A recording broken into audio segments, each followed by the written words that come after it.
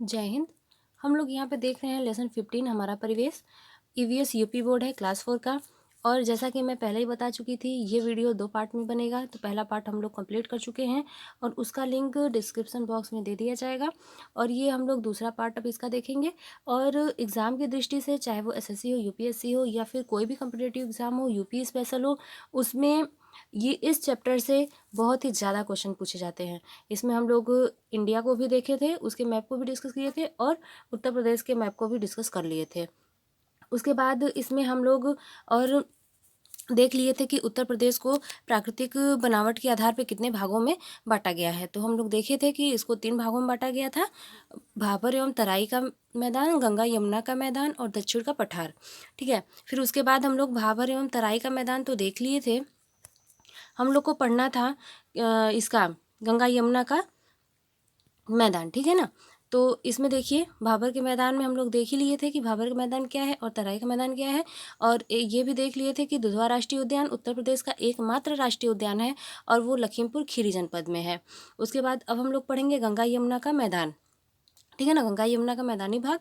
और उसके बाद फिर हम लोग इसके फिजिकल वाले को भी देखेंगे, डिस्कस करेंगे मैप में। ठीक है, इसके उत्तर प्रदेश का फिजिकल मैप भी हम लोग डिस्कस करेंगे अभी।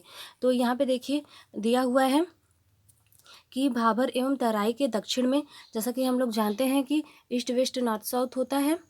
ठीक है। और उसके बाद अगर हम लोग देखें कि भाबर एवं तराई का इधर था एरिया, और दक्षिण में, उसके दक्षिण में यानी कि उससे थोड़ा नीचे साइड में क्या है, उत्तर प्रदेश का मैदानी भाग है। और ये जो समतल मैदान है, नदियों द्वारा कौन सी मिट्टी लाई जाती है? जलोढ़ मिट्टी। ठीक है, ये इम्पॉर्टेंट है कि गंगा यमुना के मैदान में, इसे हम लोग फर्स्ट पॉइंट या नेक्स्ट पॉइंट कर सकते हैं कि भाबर और तराई के दक्षिण में उत्तर प्रदेश का मैदानी भाग है। उसके बाद फिर गंगा यमुना नदियों के द्वारा या फिर इन नदियों के द्वारा जलोढ़ मिट्टी लाई जाती है। और यह क्षेत्र बहुत उपजाऊ होता है क्योंकि जलोढ़ मिट्टी लाई जाती है। तो और इन क्षेत्रों का जो ढाल होता है वो उत्तर पश्चिम से दक्षिण पूर्व की ओर होता है। ठीक है ना, उत्तर पश्चिम से दक्षिण पूर्व की ओर। तो इस तरीके से उनका ढाल होता है। तो ये काफ़ी चीज़ें मिल गई हमें यहाँ पे जानने के लिए। उसके बाद देखिए, अच्छा, ये जब मिट्टी जलोढ़ मिट्टी है, काफ़ी उपजाऊ है, तो यहाँ पे कृषि भी ज़्यादा होगा। तो कृषि का विस्तार भी इन्हीं क्षेत्रों में सबसे ज़्यादा है। और जब कृषि का विस्तार है तो ऑटोमेटिक वन क्या हो जाएंगे? कम हो जाएंगे। तो वनों को यहाँ पे कम है, वन यहाँ पे कम है, लेकिन कृषि जो है कि ज़्यादा है। कृषि का क्षेत्र विस्तार ज़्यादा है और वन कम पाए जाते हैं। और यहाँ पे मुख्य रूप से जो वृक्ष पाए जाते हैं वो नीम, पीपल, आम, बरगद, जामुन, पलाश, बबूल, तेंदू आदि वृक्ष पाए जाते हैं। तो इसको हम लोग अगला पॉइंट करके नोट कर सकते हैं। उसके बाद देखिए, यहाँ के जो वृक्ष हैं वो अपनी पत्तियों को गिरा देते हैं। जैसा कि आमतौर पे हम लोग के साइड में यही सब पेड़ पाए जाते हैं, तो इन सबों की पत्तियाँ गिर जाती हैं। तो इसलिए इन्हें क्या कहते हैं? पतझड़ वन भी कहते हैं। ठीक है, जो पेड़ पौधे अपना पत्तियाँ गिरा देते हैं, उस टाइप के वन को पतझड़ वन कहते हैं। उसके बाद देखिए, यहाँ पे जो मुख्य रूप से जानवर पाए जाते हैं, क्योंकि यहाँ पे बहुत बड़ा जंगल तो पाया नहीं जाता है, इसलिए यहाँ पे जानवर कैसे पाए जाएंगे? भेड़िए, तेंदुए, जंगली सुअर, इसी टाइप के जानवर पाए जाएंगे। ठीक। अब यहाँ पे देखिए यूपी का मैप दिया हुआ है फिजिकल, तो इसको अब हम लोग देख लेते हैं कि क्या कुछ खास है। तो ये देखिए यूपी का ये फिजिकल मैप हो गया। और इसमें देखिए दिया हुआ है भाबर एवं तराई का मैदान, गंगा यमुना का मैदानी भाग, और इधर जो नीचे वाला है ये दक्षिण का पठार। तो इसमें देखिए भाबर एवं तराई का जो मैदान है वो येलो कलर से दिखाया गया है। और इसका विस्तार हम लोग पहले भी पढ़ चुके थे। कहाँ से? सहारनपुर से कुशीनगर। और लखीमपुर खीरी ये सब कहाँ पे आएगा? तो भाबर एवं तराई के मैदान में आएगा। और यहाँ पे हम लोग पहले भी जान चुके थे कि कौन कौन सी नदियाँ हैं यूपी में। तो इसमें देख लीजिए, नदियों को भी इसमें दिखाया गया है। शारदा, इसको जरूर नोट कर लीजिए।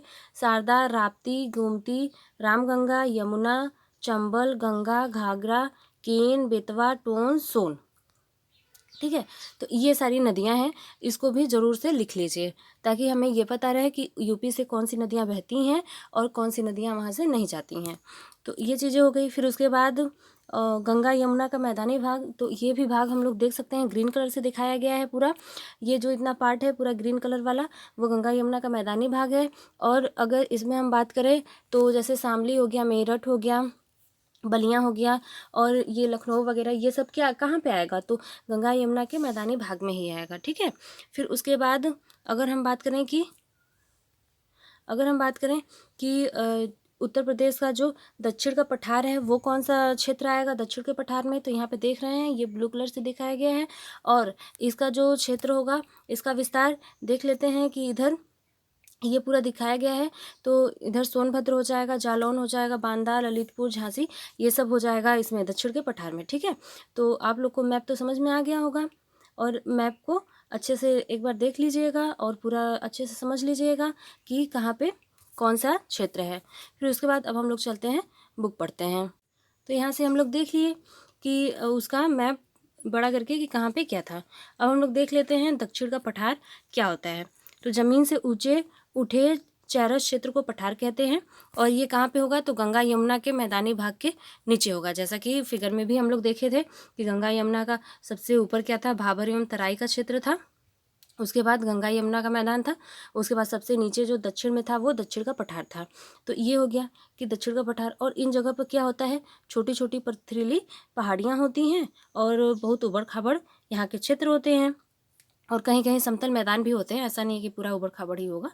फिर उसके बाद यहाँ पे अधिक गर्मी पड़ती है और वर्षा की कमी के कारण प्रायः यहाँ सूखा पड़ता रहता है। तो इतनी सारी चीज़ें थी नोट करने के लिए।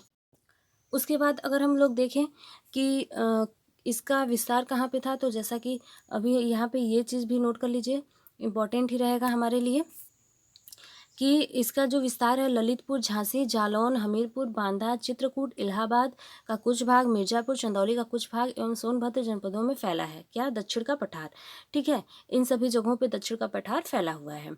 और फिर उसके बाद अगर हम बात करें कि यह पठार भारत के उत्तर का विस्तार है, यानी कि अगर हम बात करें कि ये हमारा इंडिया हो गया, अगर ये यूपी का अगर एरिया है, ठीक है, तो यूपी के एरिया में हम लोग देखे थे क्या कि ऊपर जो था वो भाबर एवं तराई का क्षेत्र था, और उसके बीच वाला जो था वो गंगा यमुना का मैदानी भाग था, और सबसे नीचे वाला जो पार्ट था, ये मान लीजिए हमारा यूपी है, तो सबसे नीचे वाला जो पार्ट था यानी गंगा यमुना के दक्षिण वाला जो पार्ट था वो क्या था, दक्षिण पठार था। ठीक है। लेकिन मैप में हम लोग अच्छे से देखे थे कि हमारे इंडिया के ऊपर यानी भारत के उत्तरी क्षेत्र में क्या था, उत्तर प्रदेश था। ठीक है। तो भारत के उत्तरी प्रदेश में उत्तर प्रदेश था, उत्तरी साइड में।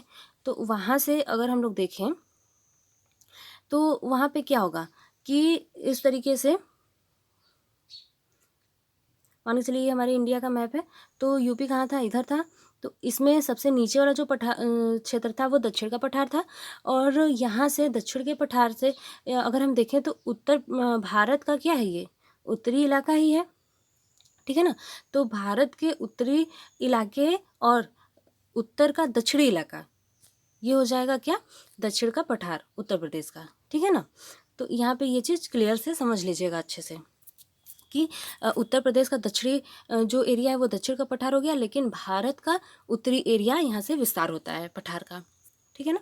फिर उसके बाद ये हम लोग देख लिए कि कहाँ कहाँ फैला हुआ है, और यहाँ के जो वृक्ष होते हैं वर्षा की कमी होती है तो इनकी ऊंचाई कम होगी, और इनके बीच में कटीली झाड़ियाँ होंगी, मोटी घासें होंगी, ये सब होंगे। लेकिन फिर भी कुछ जो प्रमुख वृक्ष हैं वो यहाँ पे हैं, इसको नोट कर लीजिए कि पठारी क्षेत्र के, उत्तर प्रदेश के पठारी क्षेत्र के जो वृक्ष हैं वो तेंदू, बबूल, सेहूर, खैर, खेजरा, ये सब हैं। ठीक है। फिर उसके बाद और आगे चले हम लोग, तो ये तो पता ही था हम लोग को, हम लोग पहले भी देख चुके थे कि हिमालय पर्वत और दक्षिण पठार से बहने वाली जो नदियाँ होती हैं वो जलोढ़ मिट्टी लाती हैं। ठीक है ना। तो इसको नोट कर लीजिए। फिर उसके बाद देखिए यहाँ पे दिया हुआ है नदियों के मिलने के स्थान को संगम कहते हैं, ये तो हम लोग पहले ही पढ़ चुके हैं। और इलाहाबाद या प्रयागराज के संगम में गंगा यमुना सरस्वती नदी का मेल होता है, और इस जगह पे विश्व प्रसिद्ध कुंभ मेला लगता है जो 6 वर्ष के अंतर पे लगता है, और जो महाकुंभ का मेला लगता है वो 12 वर्ष के अंतर पे लगता है। और उसके बाद देखिए यहाँ पे नदियाँ जो थी उनको यहाँ पे बता दिया गया है, जैसा कि हम लोग फिगर में भी देख चुके थे इन नदियों को। कौन कौन सी नदियाँ थी, गंगा, यमुना, चंबल, गोमती, घाघरा, बेतवा, राप्ती, रामगंगा, टोंस, सोन, शारदा। शारदा नदी को काली नदी भी कहते हैं, ये मोस्ट इंपॉर्टेंट हो गया, और केन। ठीक है। तो इतनी चीज़ें हम लोग नोट कर लेंगे। फिर उसके बाद देखिए यहाँ यातायात के साधन हैं, इनको भी हम लोग देख लेते हैं कि उत्तर प्रदेश में यातायात के कौन से प्रमुख साधन है या फिर क्या विशेषता है उनकी। तो अगर आपको पेज पूरा पढ़ना है तो आप वीडियो को पॉज करके पूरा पेज पढ़ सकते हैं, लेकिन इसमें जो इम्पोर्टेंट चीज़ें हैं केवल उसको हम लोग देखेंगे यहाँ पे। तो इसमें देखिए, उत्तर प्रदेश का सर्वाधिक लोकप्रिय साधन क्या है? सड़क है, ठीक है। और सड़क पे जो बसें चलती हैं वो कौन चलाता है? तो उत्तर प्रदेश राज्य सड़क परिवहन निगम चलाता है, ठीक है ना। उत्तर प्रदेश में अगर बस की सेवा कौन करता है तो वहाँ का राज्य सड़क परिवहन निगम करता है। तो इसको अगर नोट करना है तो कर सकते हैं। फिर उसके बाद दिया हुआ है कि हमारे प्रदेश से होकर जाने वाला सर्वाधिक राष्ट्रीय राजमार्ग, सबसे लंबा जो है राजमार्ग कौन सा है? तो इसको ज़रूर नोट कीजिए, ये मोस्ट इम्पॉर्टेंट हो जाएगा, ये मोस्ट इम्पॉर्टेंट हो जाएगा, इसको नोट कर लीजिए अगला पॉइंट करके। क्या है? राष्ट्रीय राजमार्ग NH संख्या 2 कौन सा है? सबसे अधिक लंबा है कौन सा? राष्ट्रीय राजमार्ग NH2, और इसकी लंबाई क्या है? कोलकाता से दिल्ली तक, ठीक है। अपने प्रदेश से होकर गुजरने वाला सर्वाधिक लंबा राष्ट्रीय राजमार्ग है ये। और ये अगला पॉइंट हो जाएगा क्या? राष्ट्रीय स्वर्णिम चतुर्भुज योजना के अंतर्गत बना पूर्व पश्चिम गलियारा एवं उत्तर दक्षिण गलियारा झांसी में मिलता है। अगर हम बात करें कि पूर्व पश्चिम गलियारा और उत्तर दक्षिण गलियारा की, तो इनका जो मिलान बिंदु होगा वो झांसी में होगा, ठीक है। और झांसी हम लोग देखे ही थे, ललितपुर के पास ही था। फिर उसके बाद अगर रेलगाड़ी की बात की जाए तो हमारे प्रदेश में, ये देखिए यहाँ पे इम्पोर्टेंट ही है, हमारे प्रदेश में रेल मार्गों की सर्वाधिक लंबाई उत्तर प्रदेश में है। अगर हमारे देश की बात की जाए तो देश में तो सबसे लंबा कहाँ पे है? उत्तर प्रदेश में ही है, ये तो पता ही है। और फिर उसके बाद उत्तर प्रदेश में पहली रेलगाड़ी कब चलाई गई थी? तो 1859 में। और कहाँ से कहाँ तक? इलाहाबाद से कानपुर। यहाँ पे ध्यान दीजिएगा, ये यूपी की बात कर रहा है, इंडिया की नहीं, ठीक है ना। तो यहाँ से ये बहुत कुछ मिल गया नोट करने के लिए कि सबसे पहले तो अगर हमारे देश में सबसे लंबा राजमार्ग क्या है, रेल मार्ग क्या है, सबसे लंबा रेल मार्ग, तो वो उत्तर प्रदेश में है। किस जगह है? तो उत्तर प्रदेश में है। और कब चलाई गई थी पहली रेलगाड़ी उत्तर प्रदेश में? तो 1859 में, इलाहाबाद से कानपुर, ठीक। ये इंपॉर्टेंट हो गया। फिर उसके बाद अगर एयरपोर्ट की बात की जाए तो यहाँ पे कुछ एयरपोर्ट के भी नाम दिए गए हैं जो कि इम्पोर्टेंट है हमारे लिए, हमें नोट कर लेना चाहिए कि लाल बहादुर शास्त्री हवाई अड्डा कहाँ है? बाबतपुर है, और ये वाराणसी में है। चौधरी चरण सिंह हवाई अड्डा अमौसी कहाँ है? लखनऊ में।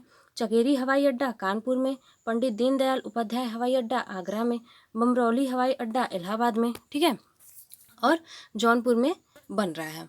फिर उसके बाद उत्तर प्रदेश में तो अनेक बारहमासी नदियां हैं, जैसे कि गंगा हो गई, यमुना हो गई, ये तो हमेशा बहती रहती हैं, लेकिन फिर भी यहाँ पे जल परिवहन का कम विकास हुआ है उत्तर प्रदेश में, ठीक है। तो इनका कम विकास हुआ है, लेकिन फिर भी उत्तर प्रदेश से जाने वाला भारत का, पूरे भारत का एकमात्र राष्ट्रीय जलमार्ग है जो इलाहाबाद से हल्दिया जाता है, ठीक है।